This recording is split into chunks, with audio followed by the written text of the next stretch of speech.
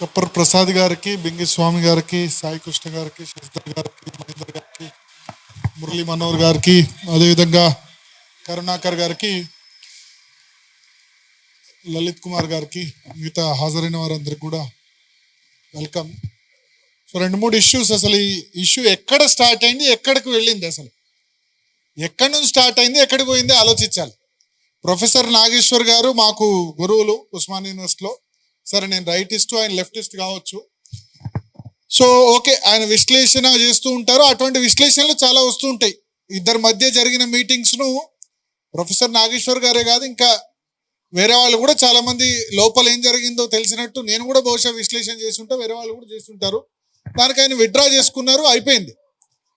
అక్కడ ప్రొఫెసర్ నాగేశ్వర్ తెలంగాణ వాడైనందుకు ఆయన మీద కుట్ర పన్నారు. ఇంకెంతకాలం ఆంధ్ర అన్న నేను తప్పు పడతా.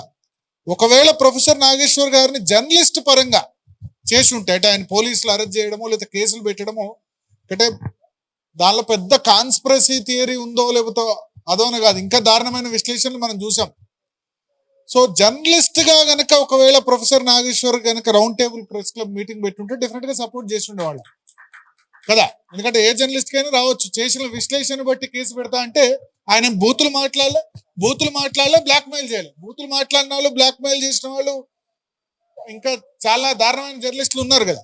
సో జర్నలిస్ట్ గా గనక ప్రొఫెసర్ నాగేశ్వర్ రౌండ్ టేబుల్ పెట్టుంటే మేమందరం కూడా సపోర్ట్ చేస్తున్నాం. తర్వాత సరే, పవన్ కళ్యాణే స్వయంగా క్లారిఫై చేశారు, కేసులు పెట్టట్లేదు, ఎస్ మేము హట్ అయినాం దానివల్ల అని చెప్పారు. ఆయన కూడా విత్డ్రా చేసుకున్నారు. కానీ దానికి తెలంగాణకు సంబంధం ఏంది? ఇప్పుడు నేను తెలంగాణలో ఉండి ట్రంప్ గురించి కూడా చేస్తున్నా విశ్లేషణ. నన్ను అమెరికా వాళ్ళు లేకపోతే నా వీసా రిజెక్ట్ చేస్తే తెలంగాణ వాడినందుకు వీసా రిజెక్ట్, ఎందుకంటే ట్రంప్ పెట్టాడు కదా సోషల్ మీడియాలో కామెంట్స్, అమెరికన్ గవర్నమెంట్స్ పెడితే వీసా రిజెక్షన్ ఇవన్నీ జాగ్రత్త, స్టూడెంట్స్ కూడా జాగ్రత్తగా ఉండాలని చెప్పాడు కదా. సో తెలంగాణ వాడినందుకు కాదు కదా, వ్యతిరేకంగా పోస్టులు పెట్టినందుకు కదా. సో అక్కడ తెలంగాణ ఆంధ్ర కాకుండా జర్నలిస్ట్ ఇష్యూగా చూస్తుంటే అయిపోయి ఉండదు. ఆయన వెళ్ళి ఆంధ్ర రాజకీయాల మీద అనలైజ్ చేసినప్పుడు డెఫినెట్ గా మరి తెలంగాణ వాళ్ళు తెలంగాణ రాజకీయాలు అనలైజ్ చేయాలి, ఆంధ్ర రాజకీయాలు అనలైజ్ చేయకూడదు. సో ఎక్కడి నుంచి వచ్చింది, ఎక్కడి దాకా వచ్చింది, దాని నుంచి వచ్చి పవన్ కళ్యాణ్ తిట్టడం. పవన్ కళ్యాణ్ నేను అబ్జర్వ్ చేస్తున్నా, సనాతన ధర్మం అని మాట్లాడినప్పటి నుంచి టార్గెట్ చేస్తున్నారు లెఫ్ట్ ఎకో సిస్టమ్. అంతకుముందు లేదు, 2019లో ఆయన సిపిఎంతో పొత్తు పెట్టుకున్నారు మరి కదా. చెగువేరే ఫొటోస్ పెట్టుకున్నారు, గద్దర్తో సన్నిహితంగా తిరిగారు. 19లో అలయన్స్ విత్ సిపిఎం ఇద్దరితో అలయన్స్, అఫీషియల్ అలయన్స్ ఉంది 2019లో. అప్పుడేం టార్గెట్ చేయలేదు. ఎప్పుడైతే సనాతన ధర్మం అని గత కొద్ది రోజులుగా మాట్లాడుతున్నారో అప్పటి నుంచి టార్గెట్ అయిపోయినారు లెఫ్ట్ ఎకో సిస్టమ్ ప్రత్యేకంగా. సో ఇక్కడ అది టార్గెట్ చేసింది ఎప్పుడు సమయం వస్తుందా అని వెయిట్ చేసి టార్గెట్ చేస్తున్నారు. టార్గెట్ చేసి పవన్ కళ్యాణ్ తెలంగాణ మీద దాడి. జూన్ 2వ తేదీన పవన్ కళ్యాణ్ నవనిర్మాణ సభ అని పెడతా అనుకున్నారు. ఆయన సమైక్యాంధ్ర సభ పెడదాం అనుకున్నారు. ఇక్కడ కాదు కదా, తెలంగాణ నవనిర్మాణం అన్నారు, తెలంగాణ కొత్త నిర్మాణం అన్నారు, సామాజిక తెలంగాణ అన్నారు, లేకపోతే తెలంగాణ బంగారు తెలంగాణ అన్నారు, నవనిర్మాణం అని చెప్పారు. దానికి సభ ఎందుకు నిరాకరించాలి కాంగ్రెస్ ప్రభుత్వం? ఎందుకంటే అప్పుడు రేవంత్ రెడ్డి అంతకుముందే ఎన్టీఆర్ విగ్రహం ఆవిష్కరించారు, దాన్ని డిఫెండ్ చేసుకున్నారు. ఎన్టీఆర్, ఇందిరమ్మ, అంబేద్కర్ ముగ్గురు గొప్పవాళ్ళు అన్నారు. అన్నప్పుడు ఆయనకు సొంత పార్టీలో వచ్చింది, ఇక్కడ నుంచి కూడా వచ్చింది. ఎన్టీఆర్ విగ్రహం ఎందుకు, ఇక్కడ చాలా విగ్రహాలు ఉన్నాయి కదా, ఎందుకు పెట్టడం అని. సో దాన్ని కప్పుపుచ్చుకునేందుకు రేవంత్ రెడ్డి సభకు నిరాకరిస్తే గనక ఓకే దాన్ని బ్యాలెన్స్ చేసినట్టు అవుతా అని ఆయన అనుకున్నారు. అనౌన్స్ చేసినట్టు చేసి అటు ఎన్టీఆర్ సపోర్ట్ చేశారు, ఇటు పొన్నం ప్రభాకర్ తర్వాత మిగతా మినిస్టర్స్ ను వాళ్ళని తిట్టమని, పవన్ కళ్యాణ్ తిట్టమని బ్యాలెన్స్ చేసినట్టయింది. అంటే ఎన్టీఆర్ విగ్రహాన్ని అది చేసినందుకు సీమాంధ్రలో ఓట్లు, ఇటు తిడితే గనక తెలంగాణ ఓట్లను ఆయన బ్యాలెన్స్ చేసుకునే ప్రయత్నం చేశారు. సో అల్టిమేట్ గా దీనిలో ఎవరికి వాళ్ళు మా ప్రయోజనం ఏందని చూసుకున్నారు తప్ప దీన్ని రిపర్కేషన్స్ ఏంది అని ఆలోచించలే. 12 సంవత్సరాల తర్వాత కూడా పవన్ కళ్యాణ్ వస్తే తెలంగాణ వాద అస్తిత్వం దెబ్బతింటుంది అంటే అంత వీక్ గా ఉందా తెలంగాణ వాదం? తెలంగాణ అస్తిత్వం అంత వీక్ గా ఉందా? అంత బలహీనంగా ఉందా? తెలంగాణ సాయి గారు అన్నట్టు తెలంగాణ రాష్ట్ర ఏర్పాటు అందరం సమర్థించాం, ఇక్కడ ఉన్న వాళ్ళందరూ కూడా, శశిధర్ గారు సమర్థించారు, అందరూ సమర్థించారు. ఎందుకంటే భారత రాజ్యాంగానికి లోబడి ప్రత్యేక రాష్ట్రాన్ని ఏర్పాటు అనేది భారత రాజ్యాంగానికి లోబడి ఉంది. సో రాజ్యాంగం లోబడి ఉంది కాబట్టి ఆర్ఎస్ఎస్ సపోర్ట్ చేసింది, ఏబీపీ సపోర్ట్ చేసింది. Even though RS Jayashankar sir అన్నారు ఆర్ఎస్ నుంచి ఆ ఆర్ఎస్ఎస్ వరకు అందరు సపోర్ట్ చేశారని చెప్పారు. సో ఎవరి ఎజెండా వాళ్ళది. బట్ ఏబీపీ అయినా లేకపోతే రైట్ వింగ్ అయినా ప్రాంతాలుగా విడిపోదాం, ప్రజలు కలిసి అని చెప్పి, అంతే కదా. సో రెండు చోట్ల కేవలం సేమ్ స్టాండ్ వినిపించింది భారతీయ జనతా పార్టీ లేకపోతే రైట్ ఎక్కువ సిస్టమ్ మాత్రమే. ప్రాంతాలుగా విడిపోదాం, ప్రజలుగా కలిసి ఉందాం. ఏబీపీ అక్కడ ఎస్ఎఫ్ఐ లేకపోతే ఎన్ఎస్యు అక్కడ ఉద్యమాలు ఇక్కడ ఉద్యమాలు చేసే. బట్ అఖిల భారతీయ విద్యార్థి పరిషత్ మాత్రం నా రక్తం నా తెలంగాణ అని రక్తం ఇచ్చి తెలంగాణ చేయాలని చేసింది. సో అక్కడ ఆంధ్ర ప్రాంత ఏబీపీని కూడా కన్విన్స్ చేసింది. అది కదా రైట్ కన్విన్షన్. ప్రాంతాలుగా విడిపోదాం, ప్రజలుగా కన్విన్స్ చేద్దాం. సో నిజానికి చెప్పాలంటే 11 సంవత్సరాలుగా 10 సంవత్సరాలుగా ఎటువంటి అన్టువర్డ్ ఇన్సిడెంట్ జరగలేదు. మొదటి ఎస్ సమైక్యాంధ్ర ఉన్నప్పుడు కూడా ఏబీపీ అక్కడ సమైక్య. సో ఇక్కడ చాలా క్లియర్, ఇక్కడ 11 సంవత్సరాలుగా ఎటువంటి అన్టువర్డ్ ఇన్సిడెంట్ జరగలేదు. ఒక మొదటి 1.5 year కొంత టెన్షన్ ఉండే, బట్ ఆ ఓటుకు నేటు కేసు దాని తర్వాత అయిపోయింది. ఒక విధంగా కేసీఆర్ బీఆర్ఎస్ గవర్నమెంట్ రూలింగ్ కూడా మెచ్చుకోవాలి. ఎందుకంటే వాళ్ళు ఏం చేస్తారో అని అనుకున్నారు, బట్ ఏం చేయకుండా ఇన్వెస్ట్మెంట్స్ మిగతా అన్ని కాన్సన్ట్రేట్ చేశారు. ఎటువంటి ఇబ్బంది కలిగించలేదు. 2015 తర్వాత ఒక విధంగా ఎటువంటి ఆంధ్ర తెలంగాణ అన్న ఫీలింగ్ రాకపోవడం వల్ల హైదరాబాద్ చాలా గ్రో అయింది. ఇవాళ దేశంలో రంగారెడ్డి జిల్లా తలసరి ఆదాయంలో నెంబర్ 1. రంగారెడ్డి జిల్లా తలసరి ఆదాయంలో నెంబర్ 1 ఎట్లా అయింది? అందరు కృషితో అయింది. తెలంగాణ నుంచి వచ్చిన వాళ్ళు, ఆంధ్ర నుంచి వచ్చిన వాళ్ళు, నార్త్ ఇండియా నుంచి వచ్చిన వాళ్ళు, ఎస్పెషల్లీ నార్త్ ఇండియన్స్ అందరూ కూడా ఇక్కడే దీన్ని చాలా మంది లైక్ చేశారు. జేఎం లెండో లాంటి వాళ్ళు, వేరే ఈశాన్య రాష్ట్రాల నుంచి వచ్చిన వాళ్ళు కూడా ఇక్కడ వచ్చి సెటిల్ అయిపోయినారు. హైదరాబాద్ తమది అనుకుంటున్నారు వాళ్ళు. సో ఇటువంటి పరిస్థితిలో ఇప్పుడు పవన్ కళ్యాణ్ ద్వారా లాస్ట్ 2-3 days ఏదైతే జరుగుతుందో ఆంధ్ర రాయలసీమ ప్రాంతాల నుంచి వాళ్ళకి కానీ మిగతా వాటికి కానీ మంచిది కాదు రాష్ట్రానికి. ఇక్కడ ఆలోచించాలి. సో ఇప్పుడు తెలంగాణ గో బ్యాక్ కాదు, తెలంగాణ అందరు వెల్కమ్ చేయాలి, అందరు కమ్ బ్యాక్ చేయాలి. మనం ఆలోచించండి, ఈసారి వరి ప్రొక్యూర్మెంట్ కాలేదు. ఎందుకు కాలేదంటే బెంగాల్లో ఎలక్షన్ జరుగుతుంది, అందరు వెళ్ళిపోయారు. మనకు నాట్లు వేసేందుకు లేకపోతే హమాలీలు చేసేందుకు బెంగాల్ నుంచి, బీహార్ నుంచి, జార్ఖండ్ నుంచి వస్తున్నారు. మనకు హమాలీలు లేకపోతే లారీలు ఇవన్నీ దొరకకపోవడానికి కారణం ఏంటంటే బెంగాల్ వాళ్ళు అక్కడ ఓటింగ్ ఉందని చెప్పి వెళ్ళిపోవడం వల్ల ఆ ఇంపాక్ట్ పడ్డది తెలంగాణ మీద. మన కార్పెంటర్ ప్లంబింగ్ వరకు బీహార్ యూపీ నుంచి వచ్చిన వాళ్ళు చేస్తున్నారు. తర్వాత వంట మనకు మాస్టర్స్ ఎక్కడ కూడా ఇప్పుడు దొరకట్లేదు తెలంగాణలో, అంతా కూడా ఒడిశా నుంచి వచ్చిన వాళ్ళు చేస్తున్నారు. వీళ్ళంతా కూడా తెలంగాణ జీడిపిలో తెలంగాణ గ్రోత్ లో భాగస్వామ్యం అవుతున్నారు. నాట్లు వేసేందుకు ఇబ్బంది అవుతుంది జార్ఖండ్ బీహార్ బెంగాల్ నుంచి. లేకపోతే రైస్ మిల్లో హమాలీలంతా కూడా బీహార్ బెంగాలీస్.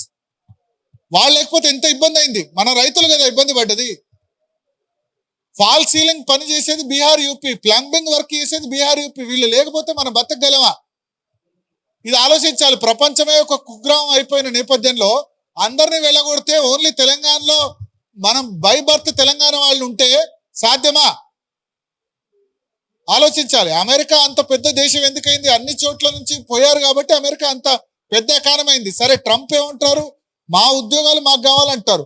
తెలంగాణ ఉద్యోగాలు తెలంగాణ కావాలని అడగండి, ప్రభుత్వ ఉద్యోగాల్లో వాట అడగండి, దానికి ఇబ్బంది లేదు. కానీ ఇక్కడ ప్రజలు రావద్దు, వాళ్ళు సభలు సమావేశాలు పెట్టుకోవద్దు.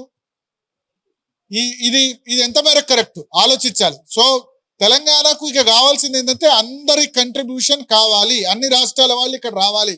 మార్వాడి గో బ్యాక్ అన్నప్పుడు నేను చెప్పా, మార్వాడి గో బ్యాక్ కాదు, మార్వాడి వెల్కమ్. ఇంకెంతమంది వస్తారు రండి. మార్వాడీలను చూసి మనం కూడా నేర్చుకోవాలి కదా, వాళ్ళ కష్టపడే గుణాన్ని మనం కూడా నేర్చుకోవాలి కదా. సో అప్పుడు మార్వాడి గో బ్యాక్ అప్పుడు నాకు గుర్తుంది, డేవిడ్ గారు పాదయాత్ర కూడా చేశారు సర్దార్ పటేల్ విగ్రహం నుంచి. అప్పుడు కూడా మనం అందరం సపోర్ట్ చేశాం. సో ఇటువంటి మార్వాడి గో బ్యాక్ వచ్చిన మిగతా వచ్చిన పవన్ కళ్యాణ్ మొన్న ఏదైతే మాట్లాడారో నేషనలిజం, జాతీయవాదం హైదరాబాద్ లో వినిపించడం చాలా నాకు సంతోషమైంది. అయితే 1-2 వర్డ్స్ ఏంటంటే మీ అయ్యే జాగీరా అట్లా అనేది లేకుండే, ప్లస్ పాకిస్తానా కంపేర్ చేయాల్సిన అవసరం లేదు. పాకిస్తానా అని మనం అనొద్దు, పాకిస్తానా పాలస్తీనా అని అనొద్దు, ఆ మాటలు అనేది లేకుండే. బట్ ఆవేశంలో అన్నారు. మొత్తం 100% ఆయన కరెక్ట్ మాట్లాడతారని మనం ఎక్స్పెక్ట్ చేయలేం. బట్ ఒకటి మాత్రం, పవన్ కళ్యాణ్ జాతీయవాదం గురించి మాట్లాడుతుంటే భారతీయ జనతా పార్టీ నేతలు ఎక్కడ పడుకున్నారో నాకు అర్థమైతలేదు. బీజేపీ నేతలు ఎక్కడ పండుకున్నారు? మీరు కదా జాతీయవాదం గురించి మాట్లాడాల్సింది. జాతీయవాద పార్టీ మీది కదా. ఏమైపోయినారు? బీజేపీ ఎంపీలు ఎమ్మెల్సీలు మీ ఓట్ల గురించి ఆలోచిస్తున్నారా? ఎక్కడ పోయినారు? ఎక్కడ పడుకున్నారు? అందరు నిద్రపోతున్నారా? మీ అమిత్ షా గురించి కదా ఇదంతా వచ్చింది. మీ పార్టీ నేత గురించి వచ్చింది కదా. కేంద్ర హోంమంత్రి అమిత్ షా గురించి కదా ఇష్యూ అయింది. కేంద్ర హోంమంత్రి అమిత్ షా పవన్ కళ్యాణ్ మీటింగ్ గురించి అయితే ఒక్క ఆంధ్ర బీజేపీ లీడర్ మాట్లాడలే, ఒక్క తెలంగాణ బీజేపీ నేత మాట్లాడలే. అంటే వీళ్ళు ఏంటంటే పవన్ కళ్యాణ్ తో మాకేం సంబంధం? అరే మీ అలయన్స్ పార్ట్నర్ అబ్బా ఎన్డీఏ. ఆయన మాట్లాడుతుంది సనాతన ధర్మం, ఆయన మాట్లాడుతుంది జాతీయవాదం. ఆయన వేరే మాట్లాడితే ఓకే, ఆయన జాతీయవాదం మాట్లాడినప్పుడు డిఫెండ్ చేయాల్సింది బీజేపీ లీడర్స్ కదా. సో నేను ఇక్కడ టీఆర్ఎస్ కాంగ్రెస్ లీడర్స్ కంటే ఎక్కువ తప్పు పట్టేది భారతీయ జనతా పార్టీ నేతల్ని. అందరూ ఒకళ్ళ మీద వాళ్ళు పోస్టర్లు వేసుకోవడం, లేకపోతే ఒకళ్ళనొకళ్ళు తిట్టుకోవడం, ఒకళ్ళనొకళ్ళు ఏమంటారు డిఫెండ్ చేసుకోవడం తప్ప ఒకళ్ళు బాధపడితే మంచిగా అయింది అనుకోవడం, వీడికి మంచిగా అయింది అనుకోవడం. ఎక్కడుంది గ్రూపిజం తక్క ఎక్కడుంది? జాతీయవాదం సపోర్ట్ చేయాలి కదా పవన్ కళ్యాణ్కి.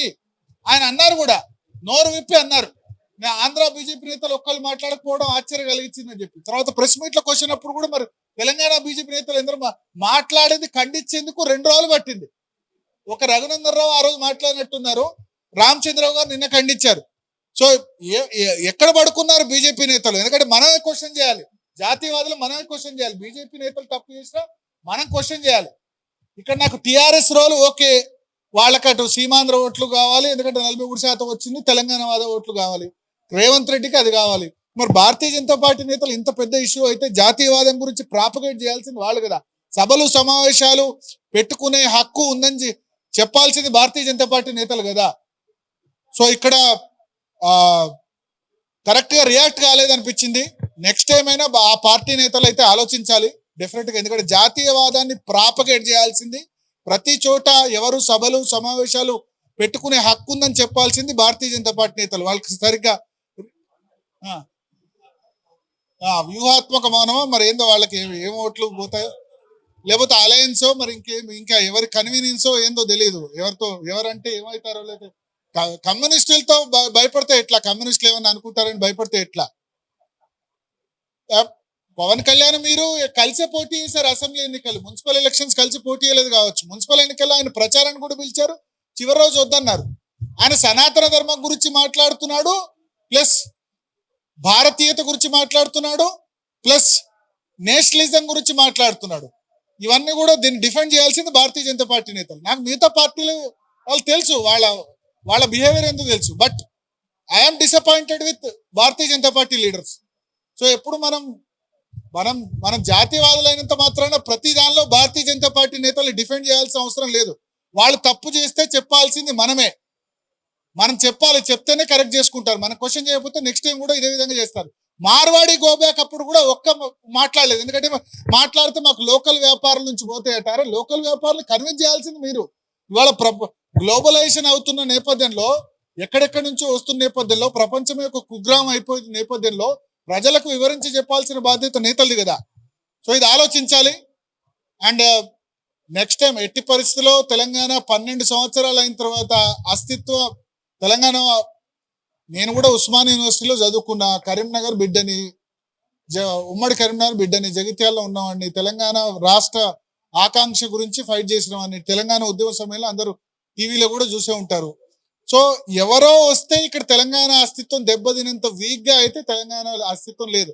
డెఫినెట్ గా తెలంగాణ అస్తిత్వం దెబ్బతింటే మేమే ముందుండి ఫైట్ చేస్తాం. తెలంగాణ భూమిపుత్రులకే కేటీఆర్ ఒక మాట అన్నారు, భూమిపుత్రులకు అధికారం రావాలి, భూమిపుత్రులకు ఉద్యోగాలు దక్కాలి. ఆ విషయంలో, ఎందుకంటే నీళ్లు నిధులు నియామకాల విషయంలో వచ్చింది.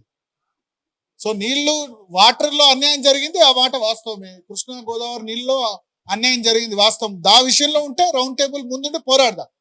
బట్ ఇక్కడ సభలు సమావేశాలు పెట్టొద్దు, ఆంధ్ర రాయలసీమ వాళ్ళు రావద్దు, మార్వాడి గోబ్యాక్ అంటే మాత్రం డెఫినెట్ గా జాతీయవాదులందరూ కూడా ఎవరు కూడా ఊరుకునే ప్రసక్తి లేదు. Thank you.